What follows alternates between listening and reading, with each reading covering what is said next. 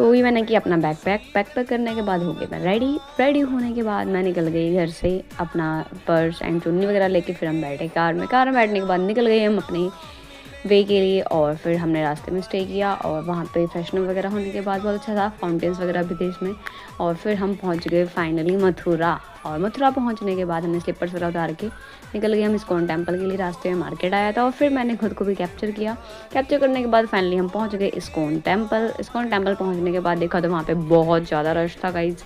And फिर finally हमने किए कान्हू जी के दर्शन और बहुत अच्छे से दर्शन हुए। असली सुकून तो इसमें ही था और बहुत पास से मुझे बहुत अच्छे दर्शन हुए कान्हा जी के।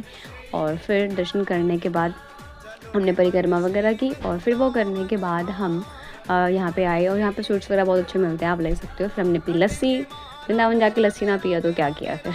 और फिर हम निकल गए वापसी और ये हम चलते चलते पहुँच गए अपनी कार में। और फिर हमने खाया रास्ते में खाना खा के फिर हम निकल गए घर के लिए। आज के लिए इतना ही, बाय बाय गाइस।